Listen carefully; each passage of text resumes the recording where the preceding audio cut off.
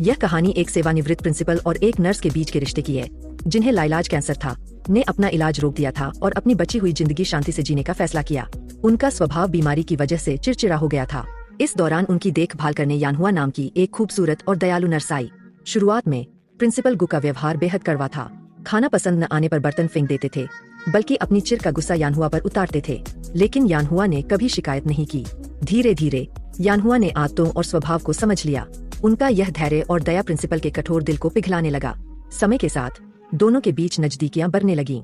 एक दिन जब प्रिंसिपल गु ने अपने पुराने दोस्त की पार्टी में गए तो यानहुआ ने उनके लिए एक गाना गाया।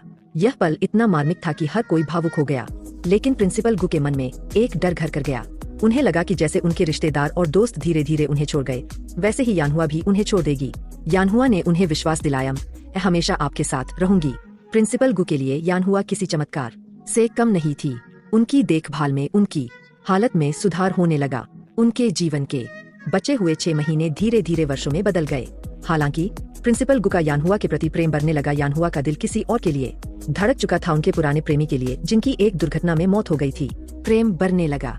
उन्होंने अपने भावों को व्यक्त करने की कोशिश की, लेकिन यानहुआ ने कभी भी सीधे तौर पर उन्हें कोई जवाब नहीं दिया। एक दिन यानहुआ ने एक राज खोला जिसने सब कुछ बदल दिया। उसने प्रिंसिपल गु को बताया कि वह उनके बेटे की प्रेमिका थी। यह सुनकर प्रिंसिपल टूट गया।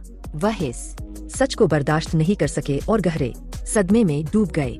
उन्होंने अपनी संपत्ति यानहुआ के नाम कर दी और अंततः आत्महत्या कर ली। प्रिंसिपल गु की मौत के बाद यानहुआ पूरी तरह से टूट गई। एक दिन जब वह रेलवे ट्रैक पर अपनी जान देने की कोशिश कर रही थी, तो प्रिंसिपल गु की आत्मा प्रकट हुई। उन्होंने यानहुआ को समझाया कि उसे अपने अतीत को भुलाकर नई शुरुआत करनी चाहिए।